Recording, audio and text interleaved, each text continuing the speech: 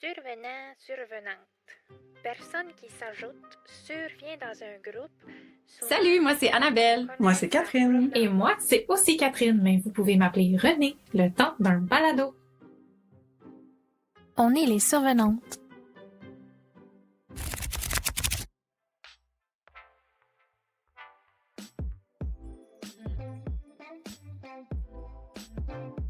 Vous écoutez, chers membres Patreon, notre contenu bonus. En enregistrant l'épisode sur Femmes Forêt, les survenantes ont papoté pendant des heures. Dans un des segments coupés au montage, Catherine, Renée et Annabelle constatent que les livres ont joué un rôle central dans leur vie en pleine pandémie. Elles reviennent sur leur renouement respectif avec la lecture et sur cette passion qui est maintenant au centre de leur quotidien et de 99% de leurs conversations.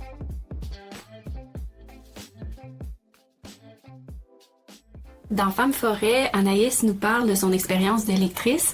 On a ici et là des petits aperçus de comment elle fait pour s'évader par la lecture dans la Maison Bleue. J'aimerais savoir, les filles, comment est-ce que la pandémie vous a influencé en tant que lectrice?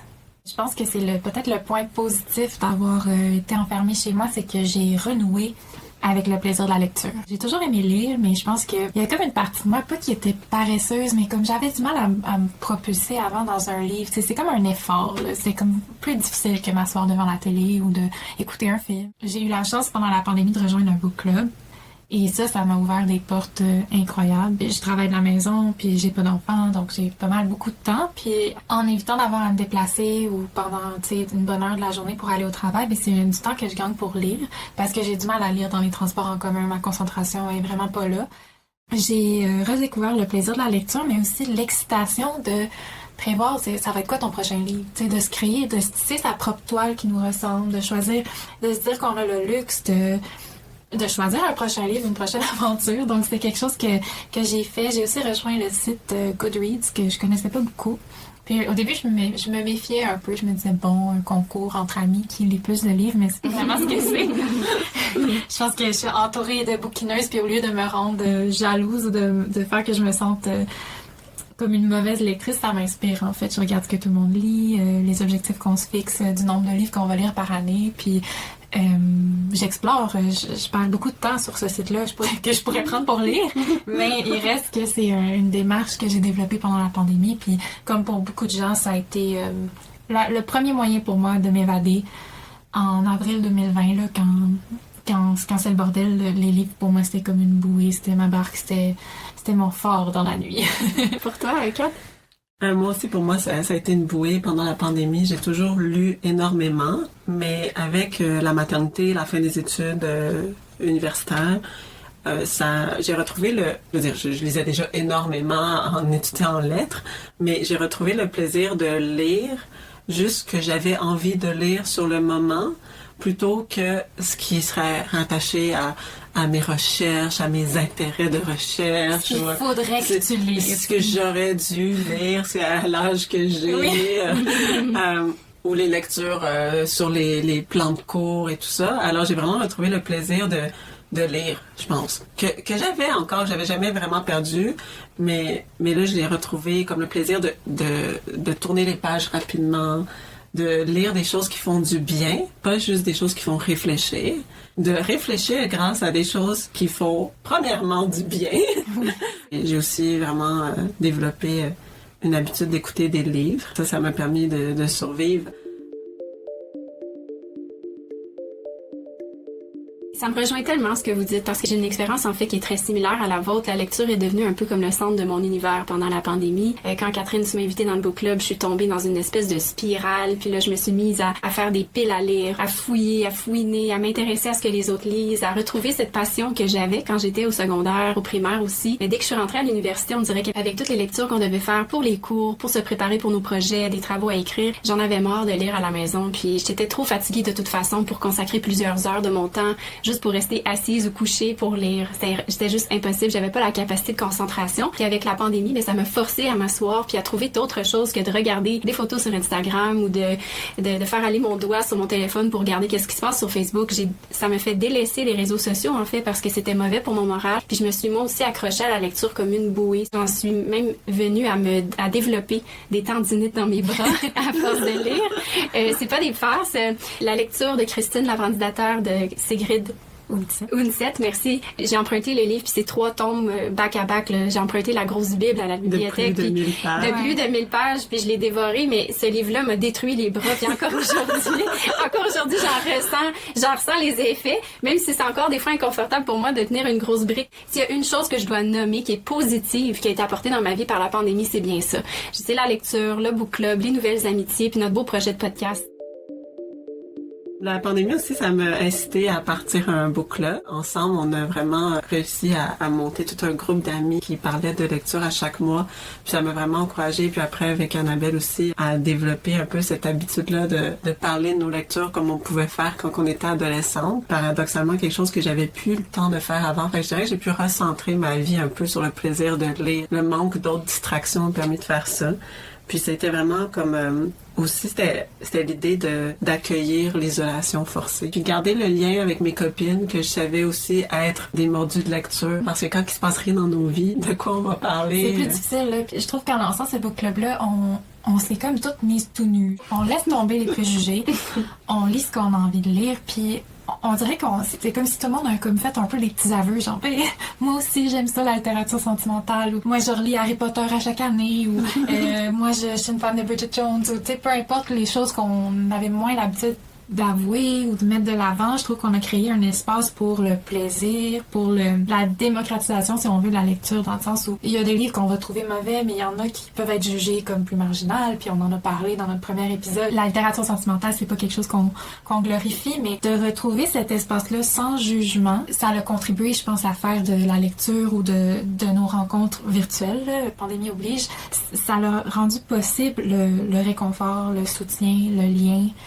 Dans le fond, la lecture, ça a été le véhicule pour préserver notre identité dans la solitude, mais aussi le véhicule pour comme rester connecté entre amis aussi, puis garder la conversation riche. Je pense que j'aurais perdu toutes mes amies pendant la pandémie. J'en avais goût de parler à personne. Quand on me posait la question « Comment ça va, René? » J'étais là...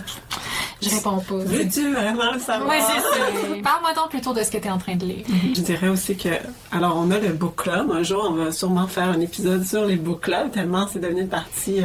crucial de nos existences. Mais on a le book club, on a le podcast, puis même si on déconfine, probablement parce que j'ai une toute petite fille, mais moi je me sens encore très confinée. Là, on est rendu en mars 2022. Puis, tu sais, le book club, c'est une fois par mois. Mais j'ai l'impression que parfois ça prend une éternité jusqu'à la prochaine rencontre.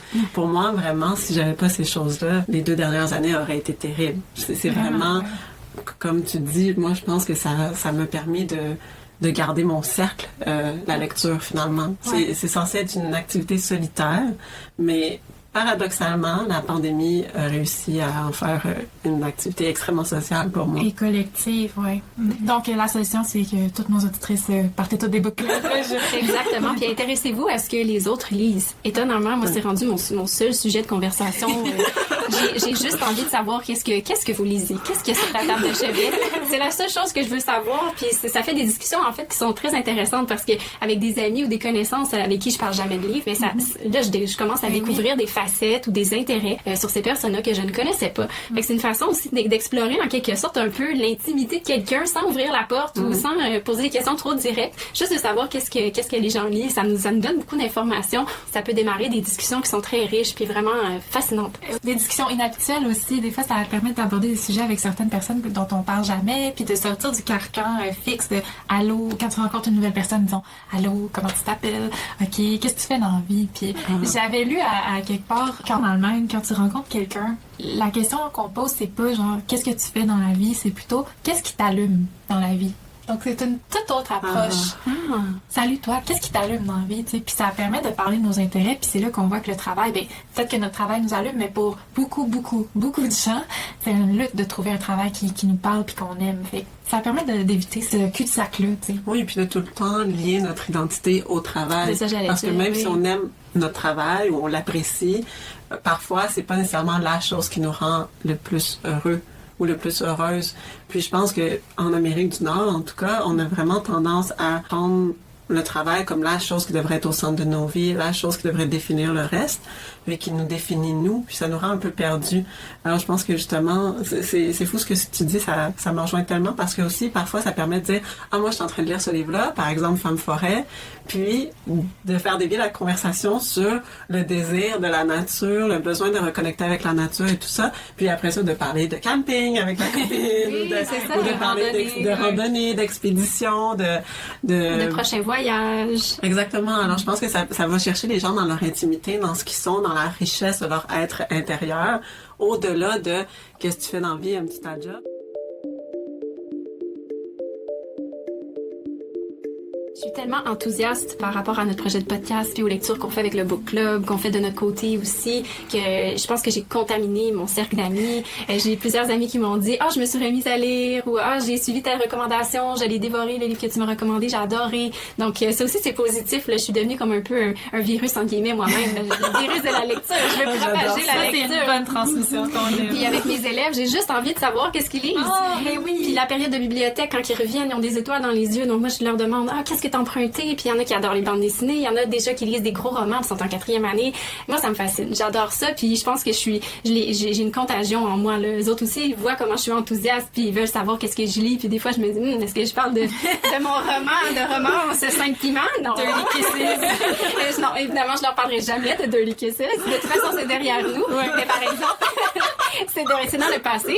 Mais Femme forêt, par exemple, ou des mémoires, ou des choses comme ça que j'aime beaucoup lire. Ben, je parle d'un tel sujet. Puis les enfants sont curieux, ils veulent savoir. Ils s'informent, ils sont curieux. Puis c'est cette belle curiosité-là que j'avais à leur âge. Je pense que ça vaut la peine de s'intéresser à l'identité, je l'appelle ça comme ça entre guillemets, l'identité littéraire d'une personne, parce que à la fois ça peut être extrêmement unique, à la fois on peut avoir plein d'atomes en commun, partager une passion pour la lecture ou pour un livre, puis se découvrir d'une autre façon. Puis comme Annabelle, je veux plus savoir d'autre chose que qu'est-ce que tu lis, puis qu'est-ce qu'on a en commun, puis qu'est-ce qui pourrait aussi me faire changer de route, que je lirais pas normalement, mais que Annabelle, par exemple, son enthousiasme est contagieux, fait que dès qu'elle parle d'un livre, on se dit « Ah ben, je pourrais le lire moi aussi », alors que quand on se trouve seul devant un livre, des fois ça ne parle pas, mais d'avoir quelqu'un, une ambassadrice, nous en faire l'éloge, ça change tout, tu sais. Parce que souvent, les résumés de lecture, parce que moi aussi, je perds des heures sur Goodreads et tout, mais parfois, les résumés de lecture, à force d'en lire,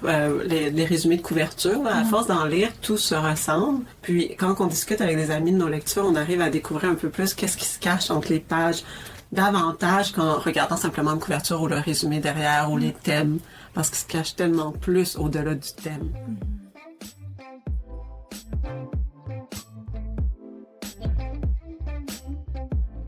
Merci d'avoir été avec nous pour cette parenthèse sur la pandémie et la lecture. Avez-vous aussi retrouvé le plaisir de lire pendant la pandémie? Ou au contraire, vous êtes-vous éloigné de la lecture? Quelles ont été vos lectures marquantes pendant cette période? Rendez-vous sur notre espace Discord pour en jaser. Vous venez d'entendre un segment d'épisode des Survenantes, une création balado de René, Annabelle et Catherine. Au montage et au mixage, Catherine et René. La musique est de Zapsplat. Ce contenu bonus, tiré de l'enregistrement de notre épisode 3 sur Femme forêt d'Anaïs Barbeau-Lavalette, a été préparé pour vous, chers abonnés Patreon. Votre soutien nous est indispensable. Merci.